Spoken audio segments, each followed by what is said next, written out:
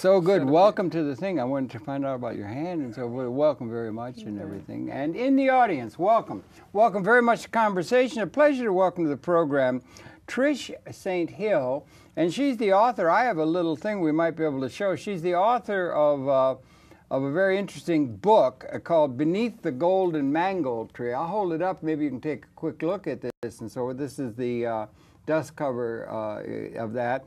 And she's from the island originally of St. Vincent, and she's going to be talking about that, her life's experience, and the culture that came out from that very interesting cultural grouping that was mainly from St. Vincent. We'll get the details of that from her. And welcome very, very much. It's so good to see you. Welcome to Manhattan Neighborhood Network. Thank you for having me. You come recommended by Cornelius Ricks, no less, and that's a great imprimatur to have put upon your being here. Could you share with us your background, born and raised, and a little of your education? And we want to get in talking about this unique culture associated with the small island of St. Vincent in the Caribbean. But could you share your own background, please? Okay. Like you said, my name is Trish St. Hill. I am from the island of St. Vincent. I moved to the United States in 1979. Okay. And I live in Long Island with my children. I have a 26-year-old, I have a 17-year-old, and a 7-year-old.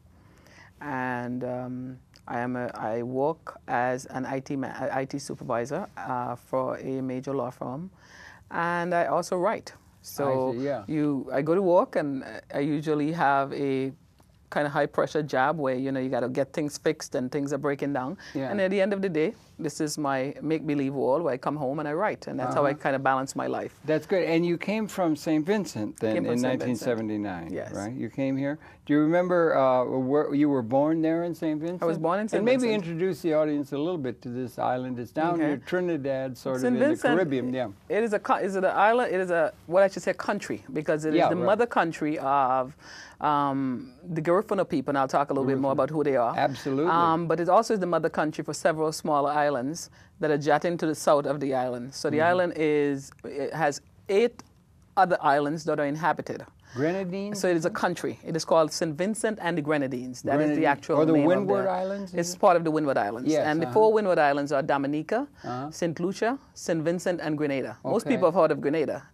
Joseph Bishop, I associate with that in the invasion Maurice Bishop. Maurice Bishop, Yes, so we're right next to Grenada. We're sandwiched between St. Lucia and Grenada. And that's getting down toward the southern part of the Caribbean, but down below Puerto Rico and Jamaica and all that. Down toward Venezuela, toward Trinidad, really. Trinidad is to the south of us. Yeah, right. So we're in the Eastern Caribbean, and part of that chain of island called the Windward Islands. And your descendant, your family there was there, and you were born there, obviously, and then your family had been there for a long period of time. A long period of time. And what's the size of the island? The island is 130 square miles. Okay, how at the mainland, and I think 150 if you combine the Grenadine Islands. Okay, Manhattan's about 2,200 square miles, so it's maybe 2 or 3 times the size of Manhattan. Yeah, I think it's slightly under twice the size of Washington D.C. Oh, I see. So it's a small island, and then there's this little island that has tourist resorts and so forth.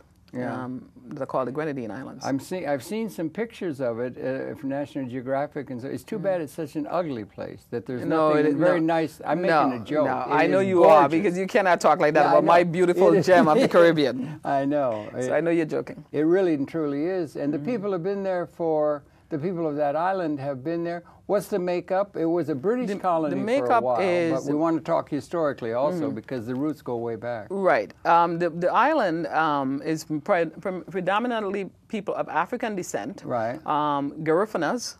And again, I'm going to get into who they are. Yes, indeed. You have some indigenous people and the Garifunas are a mixture actually of the Africans and the indigenous people. So you have the indigenous people, you have Garifunas, you have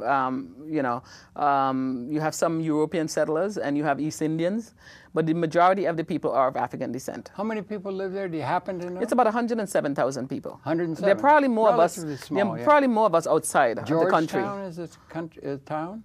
Kingstown is the main, is the capital. Kingstown, right. There is a Georgetown, but it's not the capital city. Okay, right. That's it. And this is a place that's been there for quite a long time. And as I understand, you see the Garifano, you call them? Garifanas, the Garifanas, the people are there from a couple of hundred years ago, if I understand. And I think it's worth mentioning that because they have a sort of unique place in terms of the history of the Caribbean. It sounds to me like from our early conversation. Well, let me get into the book a little bit. Okay, yes, and please. then tell you about how I came by to know about the Garifanas and that they're part of my ancestry, and let me take it from there. Okay, good. Okay? That's good. Sure. So I wrote this book, Beneath the Golden Mango Tree, and initially it was called Beneath the Golden Apple Tree. And my daughter, about a year ago, when I got ready to publish the book, said, "Mom, you know, mangoes are more associated with West Indians," so that's how it became Beneath the Golden Mango Tree. And I was pregnant with my daughter at the time, and I observed that not many novels, I couldn't find novels. I love to read, first of all. I've always been a reader and I always like to write. But not many novels would have something of my history or my background. Unique history. Right. And I, consequently, there's a lot of ignorance regarding Caribbean culture. Because we're not on the pages, we tend to stay in certain areas when we move, rely on each other for resources, and therefore we're not allowing other people into our culture, not really purposely, but it comes out that way. And so, I was kind of getting tired. People would say to me, "Okay, man," and talk about dreadlocks or talk about, you got 6 jobs. And we're more than that. We're a very vibrant immigrant group, and I wanted to kind of debunk some of the myths regarding West Indians. I wanted to open up the culture a little bit for other people. And I thought, I don't want somebody else to write my story. I want to write a Caribbean story. That's really interesting. I'm looking at it as a North American and a WASP, and that kind of thing. And I look at Caribbean, and I am of the opinion, I don't know, my favorite line, I don't know if you read James Joyce at all, is Daedalus. He has Daedalus say, "History is a nightmare." Because to me, when I look back, on the whole, the history of the world is a history of injustice by some who have power over those who don't, that sort of thing. And when I think about it, I think of the people that you come into, and it seems to me that we had slavery. We're going to get to that. The Garifano were unique. They were not slaves, and it's very important. That's very important. But that it seems to me the worst treatment of slaves in terms of the New World was in North America, in the what was going to become the United States of America, and that the people from the Caribbean seemed to have a more vibrant kind of way about them, that I don't think they were so beaten down, if that's the right term, by slavery as an institution, as in parts of the Caribbean. The people from Jamaica, from these kind of things, they seem to have a vibrance and so forth with me, well, let me that they have something. a problem getting over with some of the blacks in North America that were treated even worse than the people in the Caribbean or even in South America. I may be wrong. Well, here's my thing. Where's my thing? I don't want to get too. I don't want to get too far off the book. The worst form of slavery was North America, the United States of America. Well, I think slavery was ugly, period, Absolutely. wherever it happened. Yeah, but it was worse here than other places. Right, but let me just explain. There's a reason for that. The reason that you would have find that slavery in the Caribbean, and I hate to use the word less harsh because slavery is harsh, period. Yeah, absolutely. But I think the reason that slavery may not have been as harsh in terms of the actual atrocities that were taken against the slaves in the Caribbean is because these islands are smaller. So you are not breaking up families, for one thing, because there is such a small island. Right. You break me up and take me to the village next door. You're either behind breaking families up so that they don't collude and be that close to each other. Right. We're going to be next door to each other in the next village. So that the slaves were not broken up that way. There was also the fact that they outnumbered the Europeans. So Europeans would not have been as, you have a handful compared to all these people of color. You're not going to be brutalizing them because there could be mayhem, So I think they were forced in some sense to not be as cruel, if you will, with the slaves. But I am not going to in any way look at slavery as something that could ever be anything but harsh. We understand that. Slavery's been there since Pericles. Greece, there were slaves. Rome, there were slaves. There's always slaves and that sort of thing. We do. But I wanted to get back to the book, and then we'll get into some of the slavery thing and so forth. Okay, but you said that you. Okay, yeah, go ahead. So what happened is I had this need to really kind of put the Caribbean culture out there because I found within my African American brothers and my Caribbean brothers and sisters there was such lack of information in terms of, we don't open up as much because we're kind of huddled together. And I wanted to change that a bit. You're talking about Caribbean and African American. Well, we're black people too, but we're yeah. Caribbean and African American. Right. Afro-Caribbean, Afro-American. There has to be more of an openness to our culture so people can observe who we are and kind of get a little insight into our culture. Because when you know something, it doesn't seem so strange. Yeah. And instead of us huddling and saying, well, they don't like us, or, I don't buy into that. I believe that as a people, we've had the same experience, whether the slave ship dropped me off here, drop you off there, drop you off here, we all have similar experience. Right. And there are going to be some slight cultural differences, but we need to not emphasize those differences. We need to look at our commonality. Yeah. And when I started writing the book, because I was pregnant, I was bored out of my head. I've always liked to write as a child. And I decided, let me write. And I didn't have a computer. So I wrote in a notebook beneath the golden apple tree. And I started just writing the story. How did you get golden apple? Sounds like the golden bough, Well, we had an apple you were in the same we had something called golden apple, so I just thought, okay. But it's not a popular thing there. Yeah. And so I started writing this book, and for many years it was in the attic, it was in the basement, it was in a box here, it was in a box there. I know, Eventually I typed it in, and I touched up some more, and then just as I'm finished, I lost it, but I found a hard copy. You lost the whole copy? The whole electronic copy. And you hadn't made it back but I had a hard copy. Yeah. Okay. And I had a friend of mine who scanned it in. Yeah. And of course it threw out kind of weird characters in there, so I had to clean that up. And what? I had to clean that up because it was kind of, when you scan something, it brings in some kind of strange characters. Technical, yeah. Okay, right. So we had to clean that up a bit and then get it back on track. But not to I digress a bit there. Once I decided about a year and a half ago to publish the book, my daughter, like I said, told me, to change the name to Mangoes because that's kind of associated with Caribbean people. And something happened about 13 years ago. My sister was visiting from the Caribbean. She was here going to school. And she said to me, people are always looking at my features and to ask me if I'm Garifuna. And now I had left the Caribbean years before that. And I said, what's that? I honestly did not know. You were raised in St. Vincent? I'm getting to that. I was raised in St. Vincent to the age of 20, and I had absolutely no idea there were a group of people called Garifunas. How can that be? I will tell you. I will tell you. Tell me. Okay. So I said, what's that? And she said, well, this is a group of people that are mixed with African, Carib, and Arawak, the indigenous people that Columbus met when he came there. But they look more black. And there was a battle between them and the British because the British wanted the fertile land they were on and did not like the fact that these free people, these free, strong people were there, and there were slaves there that needed to be kept subservient, and these people, that's a bad example, and we need that land. And also in St. Vincent, you said the Griffin were never slaves. They were never slaves. Never slaves. And uniquely, perhaps. To the uniquely, Caribbean, exactly. Yeah, okay. And so I said, well, I said, it's kind of strange because we've always had like this great-grandmother that always was described to us as this exotic creature. I think the matrilineal is important in the Griffin. Right. I think in African culture, period. Really? But I think that's true. Of course. I think mothers have always been. I think most cultures, frankly speaking, if I want to be honest. But not to get off track a bit here. Okay. I got very curious. And so she sent a book for me called The Rise and Fall of the Black Caribs. And then I started questioning the Black Caribs. Caribs, okay, because the Garifunas, apparently their original name in St. Vincent was the Black Caribs. They were not called Garifunas in St. Vincent. That term came about later on. Yeah, right. And so she sent this to me, and I started going on the internet, I started reading everything, and I started talking to members of my family, and then came to realize that most Vincentians, including myself, have some Garifuna ancestry.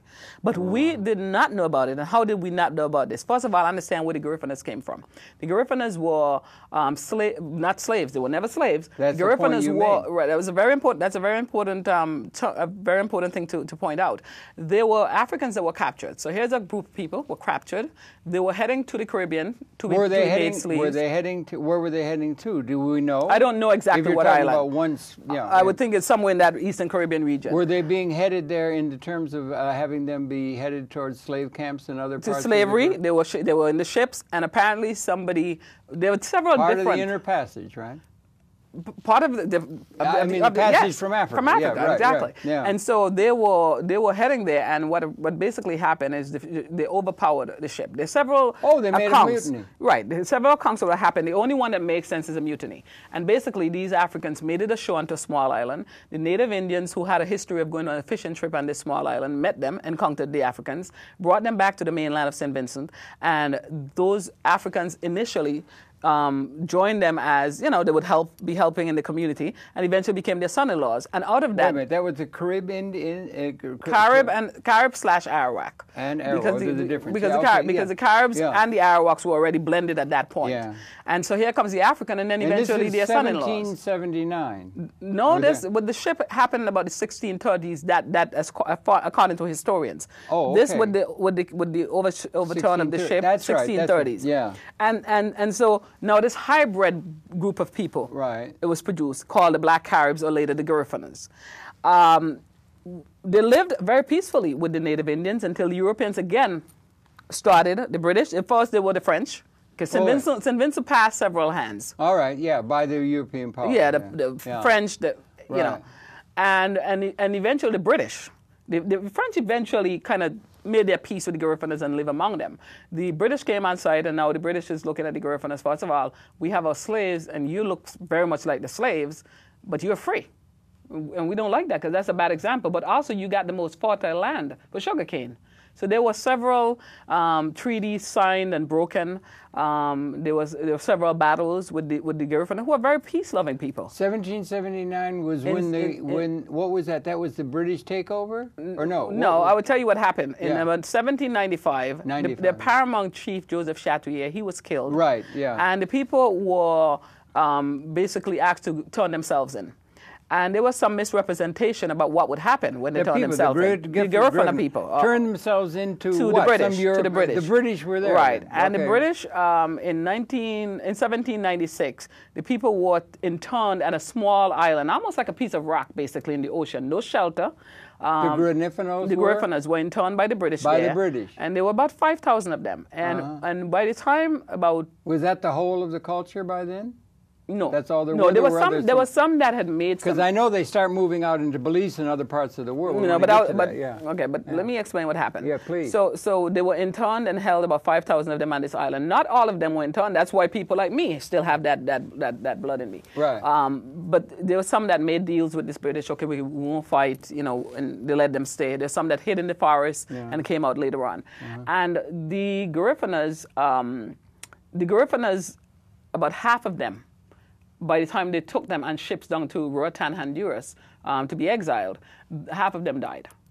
Huh. So we met actually more than half of them. It was like 2,200 or thereabout that made it down to out of 5,000. Wait a minute. The British were going to exile the Garifunas people to the mainland? The Garifunas people. To get rid of them They were going to exile them to Roatan. Roatan is a little island off of Honduras.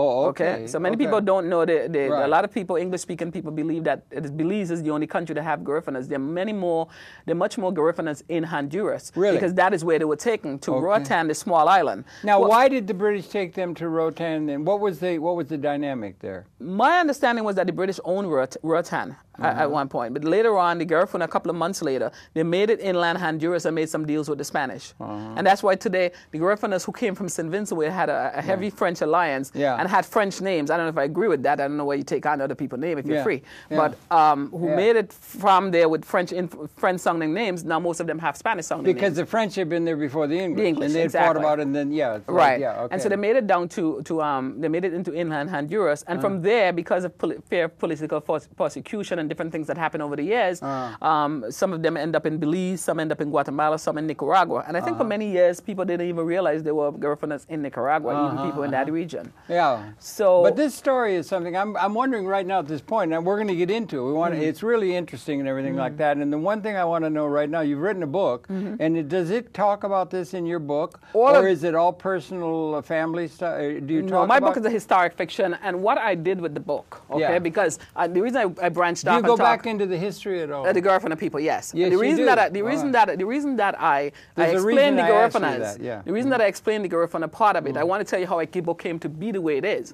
So I have this yearning to let my culture, Caribbean culture, be on the pages of novels. And I'm going to write this novel, and I want it to be, and I do. I want it to be on Oprah. I want it to be on the Broadway stages. Well, that's what I was asking you, because I'm wondering, you know, you've got Cornelius Ricks in your corner and a lot of other really important people and that sort of thing. And I'm wondering, have you worked out, because you're telling me the story, and all that's going on in my mind, Alexandria Fuller was a friend of mine. We did a program. She said, all writing should be cinematographic. I'm wondering, have you worked out the movie rights yet for the movie, making the movie of the history of the Griffino people? And have you worked it out with Steven Spielberg or somebody who's going to make a major motion picture to illustrate, so it'll get across to the world population this important story that would be as popular as Gone with the Wind if it was made right? Right. I understand what you're saying. This is you got the movie option in my head. I have that movie. You better get that into the contract right away. So basically what happened after doing that, starting the book, and then finding out about the Garifuna history, and then finding out my connection to the Garifuna culture. I then thought, I was getting ready to write the book last year, and I said to the person who was editing my book, I said, you know, I have always wanted to write something about the Garifuna people. Ever since I found out that, you know, I have Garifuna ancestry and what happened to the Garifuna people, and this.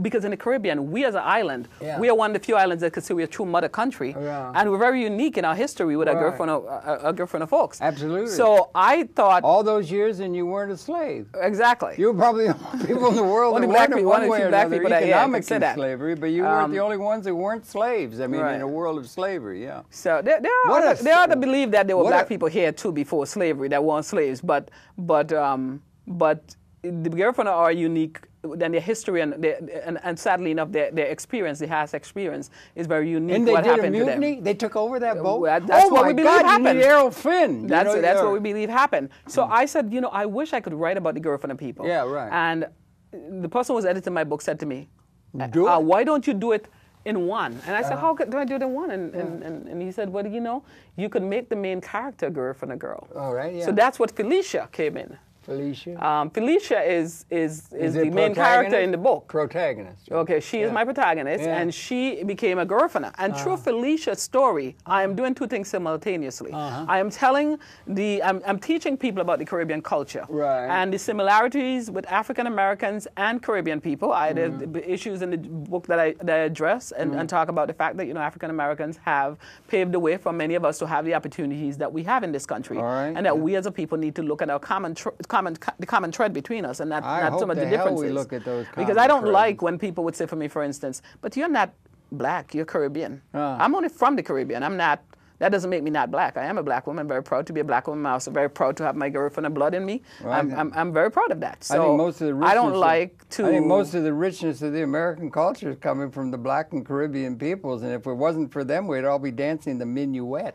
Well, you know, I think everybody. There's no soul or anything in there. Well, I think everybody contribute in a very unique way to the culture. I just want to see my people be known for being true immigrants and contributors, and I also want people to know about us. I want people to know about the Garifuna people. I want people to know about St. Vincent and the unique thing that happened in that little island. And so that's where Felicia comes in. So Felicia being a Caribbean girl, but also a Garifuna girl, she's telling us about the story of the Garifuna people. She's telling us she's displaying to us the richness of Caribbean culture and the richness of the Garifuna culture. So while I would not say the book is a book on Garifuna, it certainly is a book that Garifuna. Most people pronounce it Garifuna, but I say Garifuna or Garifuna.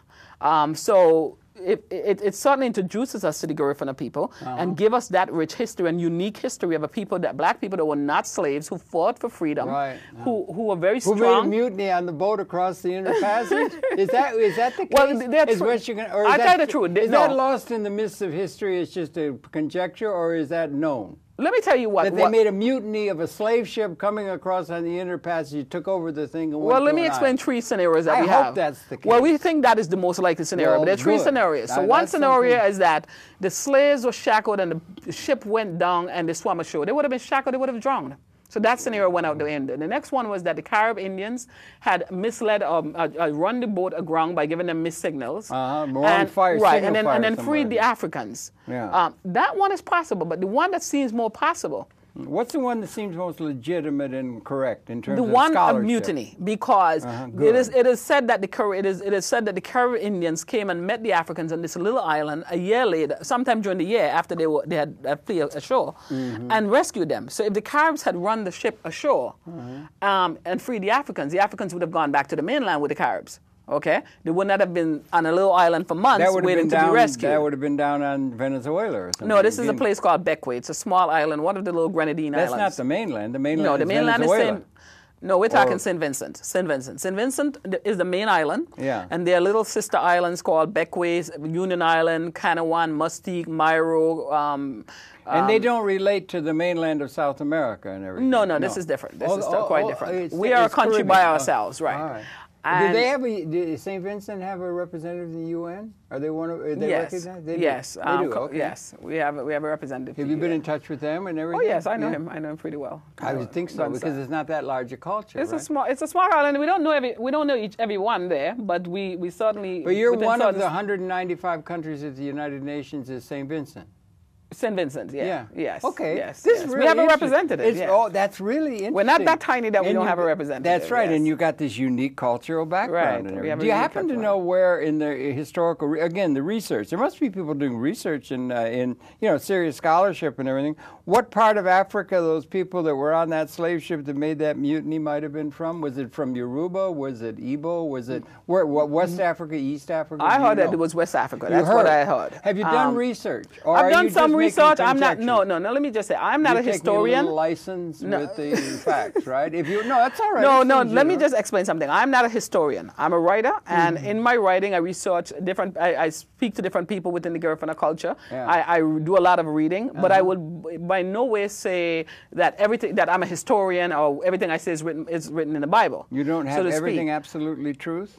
I'm not. I don't know whether everything is absolutely true. I'm making a joke almost, because there's an awful lot because there's some things that nuance, you have to understand what happened to the Garifuna people. Yeah. First of all, after they were exiled, the reason that we in St. Vincent do not speak the Garifuna language, there is a Garifuna language. I wanted to ask you about that. It's because it was made illegal by the British for us to speak that language. Consequently, we lost the language, we lost many aspects of the culture, and that is why, and then everything attributed to the Carib people, which is part of what the Garifuna are, the Black Caribs, was made to be was reported in a very derogatory way. Well, Carib women were stupid, they were dumb, they were loose, and so nobody wanted to be a Carib.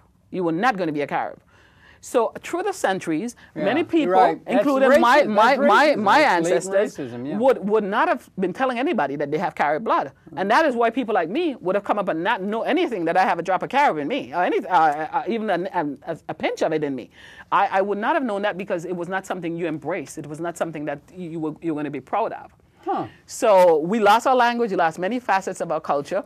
And we lost even knowing that we had a group called the Black Caribs that had their own nation, that were people that were very strong and fought to hold on to their freedom and were not slaves. They had their own nation. They were not slaves. They were not hiding from anyone. I don't think they want to let that go. I mean, the colonial masters don't want that to go because that's going to put a bad way of thinking into the minds of people who have been slaves. Right. And I want my children, first of all, They don't want examples of people who haven't been slaves because everybody's been a slave almost. Everybody who is black is supposed to be a slave, and I don't buy that. Well, I would say in general. I mean, there's always been a few people who own everything, and the people are treated yeah, but we're the ones that were slaves. Estate, and the Duke loses the estate in a crap game with an earl or something, and they say, have so many pigs, so many cows, so many chickens. But that's different, though. We're talking. No, but I'm talking. But you know how? No, we're talking. Harold, rather. We're talking organized slavery. That's quite different. Yeah, so organized slavery, black people were the ones that were held in that trap. Right. And so they wanted to undercut any sense of identity that they had.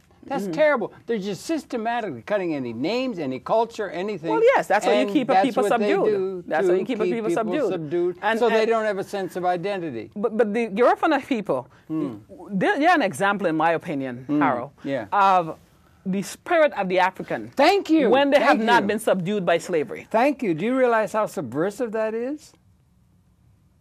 I do. That's subversive of the order. Exactly. Yeah, that's why you're going to make a great motion picture. I mean, or you know what I'm saying, or what your story is really important. And this book is going to sell well. What is the language? Is it associated with a language group? It's called, the language is Garifuna. Okay, but people are Garifuna. I know, but there you have language. We have Indo-European languages, that kind of thing. It is heavily Arawakan. Arawakan? Right, or Arawak Indian. It is heavily Arawakan, the language, but it has borrowed words from Africa, from French, but the majority of the language is Arawak. But the people, well, wait a minute. It wouldn't be Arawak if they were they would have been viewed from the association with the Indian peoples of the Caribbean. But they were coming from a place in Africa when they made that mutiny. And what was the language they were speaking on that ship when they made that mutiny? What part of Africa was it? Was it Igbo? Was it Yoruba? Or do we know? Okay, I heard that it was West Africa. My understanding was that it was from Benin, Africa. Benin. Some people say Benin, some people say, but I know it was West Africa that the ship was coming from. There's a report that is a second ship that went down in the 1670s or thereabout. That one I'm not sure about. The original was 1630? 1630 or 1630 something, somewhere around there. Yeah, the Spanish Main and all that. I mean, what a story it is. It's really good. But these are things that would be in the historical record, I guess. Right. Well, our historians, it was hidden from us as Vincentians for many years, but the historians went into the archives of London and dig up a lot of that stuff, and that's why it came to light. In London, there would be archives. Right, and also what happened is the Garifuna people started being connected with Vincentians. So more and more this is starting to come out. Like my children and I, we go to a Garifuna center in Brooklyn, and we take Garifuna lessons. Because you're here in the United States Right. now. How many are there in the world? I've traveled to Honduras. Some people say up to about 500,000. We don't know for sure. 500,000, Right, maybe. We don't know for sure the amount. But and you say Honduras, but there are mainly 5 Guatemala, countries. Belize? Wait. No, not Belize. Not Belize. Let me start over. St. Vincent is the mother country. Yeah, so there's still Garifunas there. All right, that ought to But be... they were disconnected from the culture in terms of language and so forth because of what happened with the language not being allowed to be spoken there. By the British. By the British. And then you have Honduras. And then you have people now flying, after they were exiled to Honduras, people now moving out to places like Belize, Nicaragua, Guatemala, because of political persecution and things like that. Okay. So, like you supported one party, this group didn't support it. The ones that supported it allowed because they got into power, allowed to stay. These others, being threatened, they escape into places like Belize. Do the people all speak English, having been under British control for so long? No, if you're in Honduras or Guatemala or Nicaragua. I'm talking now on St. Vincent itself. I mean, that was a British colony, right? We are an English-speaking people. We went from French-speaking, which were mainly Garifunas had the alliance with the French. You got some French words in there? We don't speak French. Garifuna. Garifuna used to, when they went to Honduras, they spoke fluent. Do you know Garifuna? Can you speak a little bit? I could say. Could you say something? Yes, I could say. No, say like I went to the store and got a bottle of milk. I don't know about that. No, whatever. Just say something. Let me say something in Garifuna. Of the music of the language. Okay, so can I just say to you? Okay, so I'm going to say to you, good morning. Okay. So I say Boiti Binafi. Boiti Binafi. Right. That's good morning. And if I want to ask you how are you doing, I'll say Ida Biangi. That's how are you, right? And you could either say I'm okay, uwarigati, or you could say magadiatina. Okay, meaning I'm fine. It sounds poetic, doesn't it? It's very beautiful language. You don't try very to write beautiful. You can't write in that. I actually, my second book have a lot of Garifuna in it. You do? Yes. Do it. My second book was supposed to be. They're going to have nightclubs, the Garifuna. I mean, it's going to become a big idea, you know, because there were people on the Inner Passage that mutinied and took over the boat. Well, it's okay. Do you realize what a great adventure that is? And yeah, but I want to. And they were never slaves. Well, that's the part I want to keep. And not only that, the fact that after 213 years in exile, they've still maintained their culture in Central America, in a country of exile that they were exiled to. They still maintain the culture, so they have the language fully intact. Great cultural spirit. It is intact. Is there a literature? Very. Is there a Garifuna language? Well, I have a dictionary at home. No, is there a literature? Are there novels? Are there great novels that have been written? There are Garifuna writers. There are writers, and there's a literature, a backlog, a cultural backlog in that language? I don't know that they're Garifuna writers. They're Garifuna writers. I don't know how many great novels there are written in Garifunas. But we're getting to the point where Garifuna. How about poetry? Is it poetic? They have a lot of poetry, a lot of songs in Garifuna. How about cultural things like music and music? They have their own music. Is there a unique music sound or anything? Yes, you have punta music. Punta? Yes, punta is a heavy. Punta. I don't know what it means. I just know the name punta music, and it's a very rhythmic, very rhythmic music. So they have their own music, Can they songs, dance at poetry. All? Are you kidding me? I'm making a joke. I know you're making Yeah, a joke, but let me okay. just tell you. Yeah. My girlfriend, brothers and sisters can dance. Yeah, I mean, I'm just. sure. I want to see They're it. trying to groom me a little bit because I can't shake it the way they can, but they can move it. Yeah. Let me just tell you, they're very, very musical. Very, very culturally strong. Okay. People. If you go to a mass, a Garifuna mass, for instance, I mean, it is spectacular. It's out of this world. Okay, you bring up religion. What's the religion? Do they pick up on the Anglican Church, or have they got Catholic? But there are also Garifuna priests called, I think, Bouye, and they have the Bouya. I mentioned to you Santeria in Cuba. You familiar with that? I've heard of it. I'm not Yoruba. I've heard of that, but I'm not versed in what they are. But they couldn't have the cultural so they had to be Catholic, and then they had to but they had Chango and all these things that were Yoruba, and they maintain it till this day. But it's a cover story. They cover it with the things Catholic, but it's covered. So, but they're not really Catholic. This is what what I'm happens. saying? If you go to a Garifuna mass, it's in a Catholic church. You will not believe that is a Catholic church because the dance, the handing up of the baby, the handing up of the food, the drums beating, you would not believe that you're in a Catholic church. So they have been able to. Why Catholic? Britain went Anglican. Well, when you're exiled, we're talking about the ones in Central America. Okay. Let's keep it straight. The ones in Central America. Oh, there's a difference. Right. Okay. The ones in Central America. Yeah. They moved in Honduras, became more Spanish-oriented in terms of whose country they were living in. Happens, so they would have taken on a lot of that the religion. But they've never lost their self of culture to this day. So within that Catholic church, they're able to create their own mass with their own flavor. Do they have any underpinnings to that like they do in Cuba with Santeria? You'll be familiar with that, Chango and all that. They got a whole thing going on below the surface of the Catholic thing that is a Yoruba.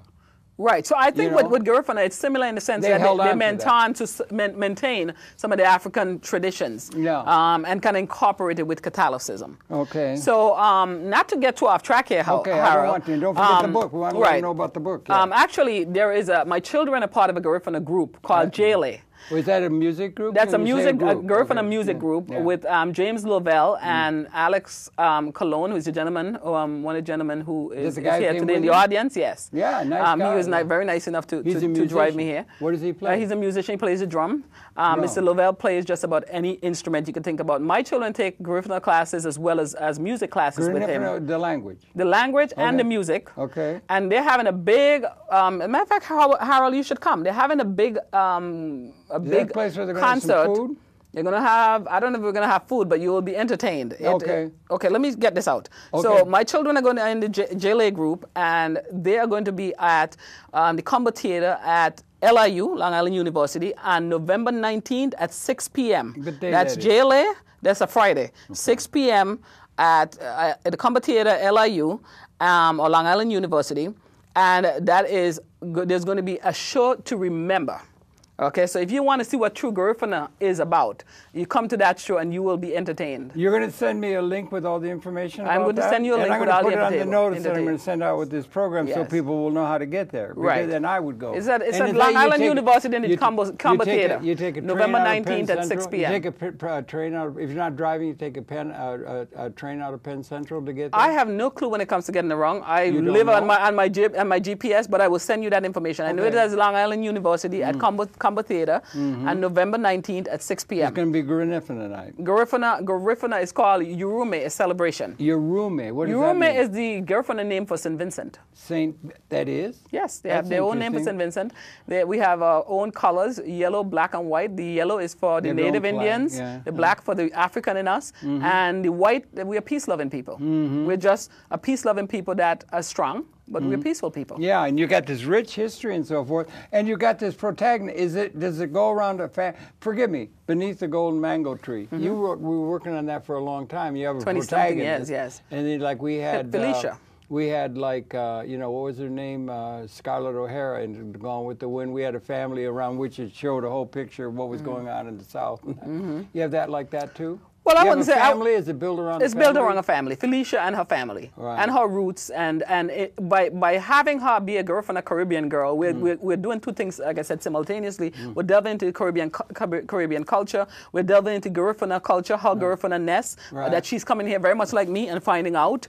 about her career It's for the nest. autobiographical? It's not autobiographical. But it's part. But you know, you write about what you know. Yeah, you write about what you know. Yeah. So Felicia is coming to the shores of America and not finding out, because in Felicia's case, she knew that she was Garifuna. I, on the other hand, did not know I have anything there's anything called Garifuna. It's really hard to know. You could have grown to adulthood and not known that you had that kind of a background in St. Vincent. How can it be? And hence my fascination. You didn't know. How can it be that you didn't know about that when you were growing up, when you were 10, 12, and so forth? Hence my fascination. My fascination. I think that's why I'm so driven to do everything I can to bring light. What did you do when you talk back and you say, what about my grandma? What about this? And you talk back, and well, you had relatives out of Edinburgh. You had this and that. Well, what would have come up in the family when they were? They didn't ever come up Granifino, or no? It never came up. Were you speaking the language in the house? And that no, was just all English. No, all English, broken English, and standard English. Was there anywhere down the street a cultural center where that was being celebrated? Did it come up in the curriculum? No, it was totally. Okay, help me out. How can it be you could have lived in that kind of a situation? That was your background. You were growing up, you were learning about your background and all this, and you didn't know about your background. How can that be? Okay. Why? Okay, so look, here's why. Sociologically. Okay, so let me finish. Okay, here's it. Well, here's it. Okay. Start. Yeah. Okay, so here's why. If you are being herded like cattle, put on a ship and exiled, right? Some people are hiding in the forest. Others were told, if you stay quiet, we won't touch you. Yeah. Okay? Yeah. You're gone. The ones that are left behind, you're told, if you speak that language, it is now against the law. You probably will be herded down there like them too, or put in jail, or whatever you would do with someone at that time. If you're told that, and subsequently your culture is being denigrated, where you're being told that you're stupid, and these people, they're cannibals, and they eat people, and they're loose, the women are loose, and they have no sense, they're the stupidest people, would you want to associate with something like that? Okay. Because these people pose a threat to the British. They got them out of the way. The few that were those that were remaining. Let me finish what I'm saying. Those that were remaining, they learned after a period of time that if they were to stay in that island and not be removed like their brothers and sisters, that they had to be silent. They had to not practice this, don't speak Garifuna. That was the thing they did as a defense mechanism. Right, a defense mechanism. What we can't speak the language, we can't carry our cultural stuff, we have to forget about who we are. And so maybe in the very beginning, right after that, people still knew who they were. But over centuries, as a self-mechanism, my great-great-grandparents would not have been telling anybody they're black Arabs or Garifunas. And over a period of time, nobody, because it's funny, in my family, my father's family, who's not where my Garifuna history came from, he knew my mother family were Garifuna because they live up on the hill and they were Garifunas. But they daren't say it. Oh, no, they did not want to say it. God, my father lived in the village, and their family is not, as far as I know, they have some Carib ancestry, but not really that much.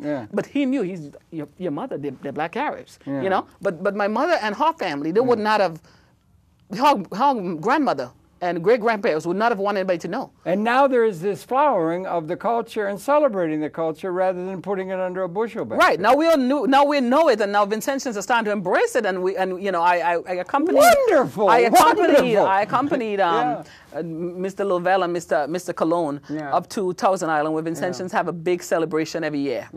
And Thousand Island. Thousand Island is a place in Canada. They have 1,000 islands scattered, and went to one of the big islands in Canada.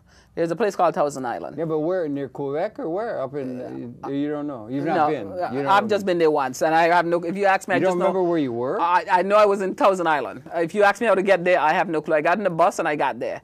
And so, I see. And so when I went to Thousand Island with Mr. Lovell and Mr. Cologne, the acceptance that they got, that would not have happened a couple of years ago. So it's just coming now? It's coming very strongly now in terms of the mother country, the people from the mother country embracing. Now there's a cultural awareness there. There are people, we are attending each other cultural things, and there is now that a pride. You're seeing this ignorance and this tendency to pull away from. You're seeing now people are more embracing and saying, you know what, the Garifuna stood for something proud, freedom. Same kind of thing happened with the Aborigines in Australia, I think. You're getting more and more celebration of the Aboriginal culture, or you could even say the Native American Indian cultures that were here, where they were just called, John Wayne movies called them savages and all that kind of stuff. That kind of thing they're conquering to do. But now they're realizing that they had ecological tie into the land that are really valuable to our thing and everything like that. So these cultural traditions that have been kept under a bushel basket and able to con the people into doing that for themselves to undercut their identity and so forth is going the way of the past, and these cultures are being celebrated now rather than being hidden from the people themselves that are part of that culture. So there's a pride and identity. There's a pride because and that's wonderfully liberating. Yeah. Because here's the deal.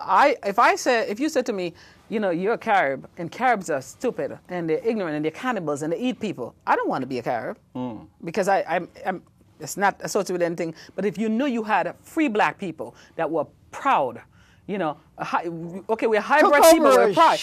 And we have our own language and our own strong cultural That's stronger customs. Than George Washington. And things like that. Of course, that's something to be proud of. Absolutely. And negotiate many treaties with the Europeans. It's also dangerous to those who are going to rule over other people that they call lesser. There's always these people calling other people lesser. Like the Nazis called the Jews lesser. Well, you have to. They thought they were Aryans. And well, you have to demonize. You have to demonize a people before you could control them, don't you? Well, they do that. They try to cut the sense of identity out from under cut those the identity, people and turn them into like cattle. They become entities or just things, well, and then you can control them. I think the PR industry can do that very well now, subconsciously and so forth, has done in order to maintain a system that isn't adequate to what the future requires. I think the future requires a liberation of everybody that has never been. Do you think that? Do you ever feel like maybe we're awakening to a new way if we don't blow it all up? We got weapons that can destroy the entire species now. Did you realize that? Well, we do, but let me get to my griffiness. I realize that, but here's why I get to my griffiness. Couldn't do it in the Second World War. I think we've been going through a big change. While this stuff's going on, there's another change that's going on that we ought to take count of things in the larger we context. should, because we are part of the world. Yeah. But I feel like sometimes I always say to my Griffin brothers and sisters, I say, I feel like the stars are aligning for us. Yeah. That our ancestors, we're very big on ancestors. For everybody. And I think, well, for everybody, but I'm going to stick mainly to my Griffiner brothers and sisters, that the stars are aligning, and our ancestors, I feel there's some direction there and guidance there, that the Griffiner culture, believe it or not, in New York, in America, basically, is really vibrant today. Wonderful. You know, very vibrant. Yeah. And, you know, we have a Griffiner dictionary, Griffiner books, there is Griffiner classes big in LA, in New York. Is that Griffiner big fat it's about this big. It's a Griffiner dictionary. And it's well put together? Very well put together.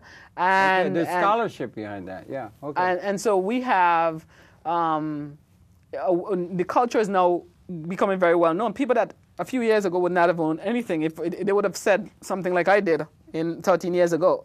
Griffiner, what? What's Only that? 13 years ago. 13 years ago. Do you woke up to this? Did I wake up to this? And I was already living in this country. So it's a coming of age kind of story you've written. In some ways, Felicia's life and mine are similar in that regard. Yeah. But you know, this book is not autobiographical. But I wanted to. No, I understand. I wanted to touch on a few things. One of the things I also touched on in the book is the fact that, you know, like I said earlier, I think we as Afro-Caribbean people, or as an African people, need to be very cognizant of the contribution that African Americans have made to make my life possible, for me to be here talking to you, writing a book, going to college, doing the things that I've done, just coming to this country. Amen. I tell you, we'd still be doing them. I don't think that we should ever lose consciousness of that. And I touched on that a little bit in the book, because I wanted to really make that a very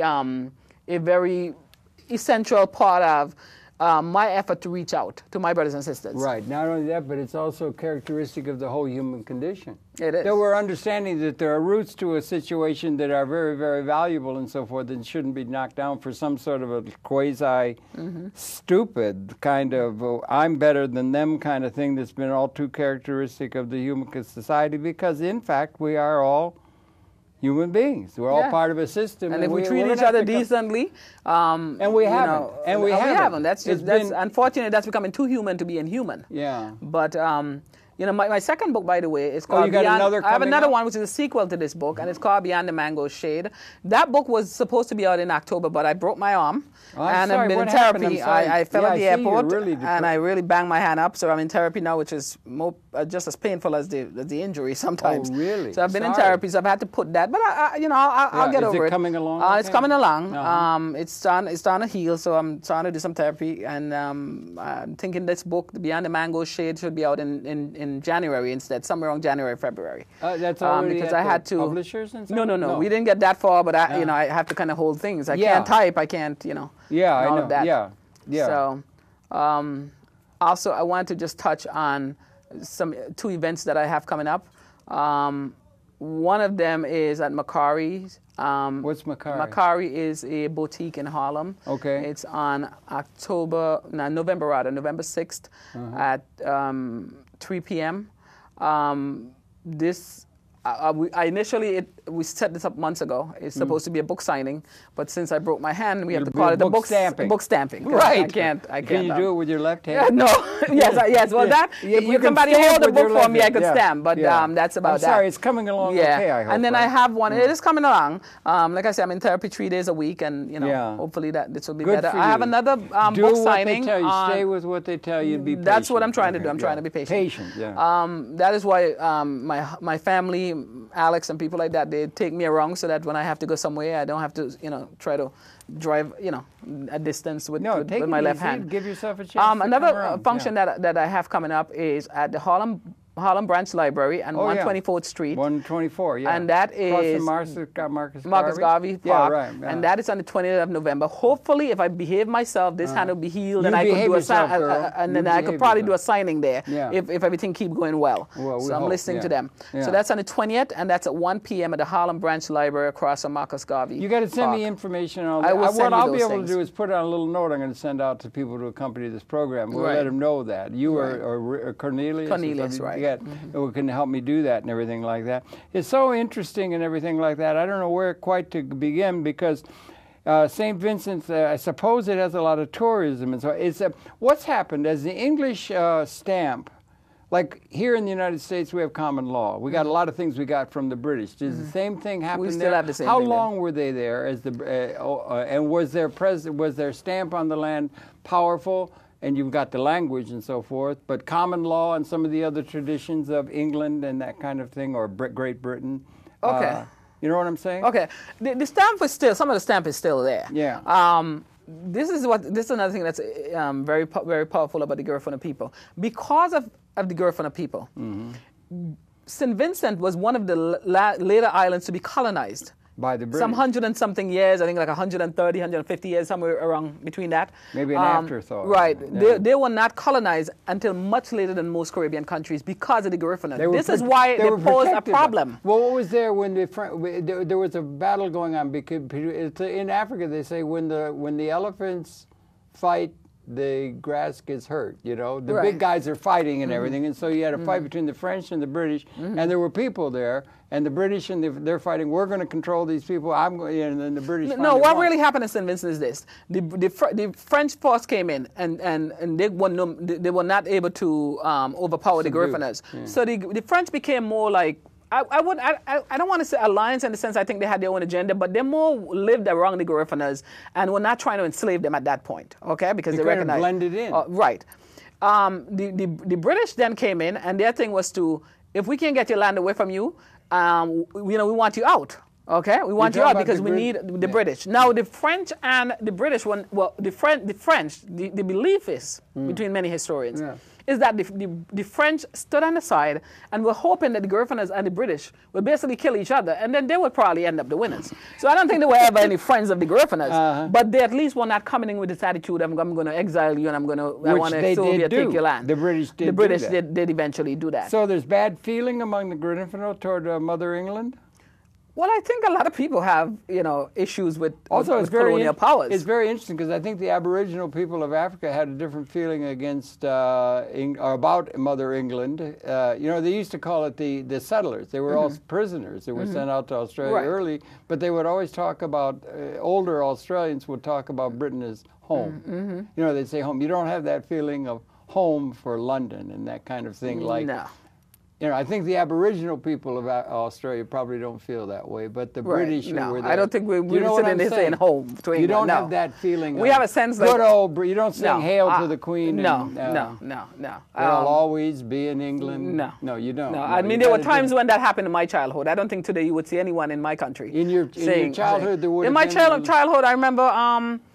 I don't remember somebody in the royal family, I remember, came to visit, and I mean, people, just the ship she was passing in, people would line up all the school children to look at it. And I don't remember them doing that. I'm from Detroit, and Queen Elizabeth came by, and everybody was lined up. If I was to be in the Caribbean today, and that was to happen, you would not take my child and go lined up and show her some ship passing with somebody who is not going to make any difference in his life. Isn't it an interesting dynamic? Isn't it an interesting dynamic? And I mean, you had the British and India and the colonization. World's changing so quickly, and the roots of these interesting cultures that existed and so forth. And your story that you've got summed up in the book and so forth is got to be highly recommended. And I really do think you ought to get your ducks in order for all the movie options that are really do. I would like to see this as a play. I would like to see it as a movie. Don't sell out cheap. Don't sell out cheap. I mean, get a big thing, you know, big screen, you know. Yeah, I really would like this to be a movie because I think wouldn't it make even the way that the book is written, because in this book, what I try to do, Harold, is to edutain. I try to educate people. Is that wait a minute. Well, I don't know if it's a real wall. That's just a combined edutain? Edutain, because I'm educating. Did you use that term or did you not use that term? I did use that term. Yes. Did you not use it? Yeah, I edutain. Do you have that term trademarked? I want to know. Edutain. I think that's going to become. I've never heard the term. Well, I've heard it from somebody else. So yes. So you edutain because you want to take. You don't want to take the book and make it a boring history book. No. And you don't want to make a history book whether it's a Garifuna or a Caribbean history. So you want to get that information out, but I do it in a very fun way. But they're also serious, very serious. There's a lot of humor in the book. There's humor in the book, but there's also humor in the Garifuna community. Not so much in the Garifuna, but in the Caribbean section. They are funny. I didn't say that. Oh. They are funny, but I'm saying in the segments I was more trying to get the historical facts out in terms of Garifuna. With the Caribbean girls, there were like 3 Caribbean girls, main characters, and there was a lot of humor with your interaction with those girls. Yeah. Because you want to make it fun, but there are also some very touching and heartfelt and sad parts of the book. Are there any gentlemen in the book at all? Is there any Rhett Butler? Or is there any presence for the masculine presence at all among like the Garifuna, or no? I mean, I don't mean. But let me tell you that you write the book the way you want. But let me tell you that my second book, I would say, is much more heavily Garifuna. Oh, okay. Because there's a lot of Garifuna language used. Are you, girl? And at this time, I have gotten to visit the Garifunas in Honduras. I go to the center in the Bronx, the Casa Yurma in the Bronx. I go to Bico Center and I learn the language, and I've had now a very close relationship with my brothers and sisters in the Garifuna community from Central America. And one of my goals with this book is not only to forge back a closeness of the Garifuna nation with Garifuna from wherever, from St. Vincent, from America, from Honduras, Belize, Guatemala, Nicaragua. I want the world to know about our story. And so the second book delves into, it spans about 5 countries. And I write my books in a way where they're great for movies because the way they're set up, it makes for a great play or great movie. Yeah, that's the second book spans like 5 countries. Yeah. It spans St. Vincent, America, Trinidad, Honduras, Belize. Okay. That's great. Now listen, one of the problems is in television we only have so much time. We've run out of time. The time is up. We've run out of time. We'll go on talking. Do you have any political ambitions? Maybe you could become the first president of St. Vincent or something along those lines, following upon your literary and to become film contributions to the world, understanding this great culture that you so well represent. Congratulations on Thank you. Pleasure. I don't want to. No, you don't want to. Yeah, you want to take care of that hand and do what the doctor says. Your pleasure to have had the perceptions then. None other than Trish St. Hill, who coined on this program the word edutainment. I've never heard that before. Well, I trademarked the thing because that's a great term that's really relevant to the world. And she's written this book. We got a copy. Well, I'll show you the copy of the book, right? It's called Beneath the Golden Mangold Tree, and it's to be followed, as she tells us, by another coming out soon. So you want to follow this young lady. She's got a great feel for something that's very important. Thank you very much for viewing, and thank you, Trish, for coming in. Great pleasure talking to you. Okay. We'll be coming back tomorrow. Please tune in then. And thanks again, Trish. So good to meet you. I'm looking forward to all our future communications, and good luck with all your work. Okay, so we run out of time. That's a good thing. And you're going to send me all the contact stuff about all these events that are coming up, right? Yes, because I want to be there, you know, and everything. Okay. And it's really an interesting story, and I'm serious. It would make a heck of a movie. Oh, everybody says that. Everybody who's read that book. Who's going to play you? Who's going to play the protagonist? Is she a young thing? She's a young. Initially, you know how her life spans historic. So it's a historic fiction. It spanned like 16 years. The first book. Yeah. And then the second book picks up. So she has to be starting out being a young woman. I'm too old to play that part. But I have a couple of people. I'm not going to say right now that would like. You don't think you can play the ingenue, huh? I don't think I could play that. Maybe you could do it if you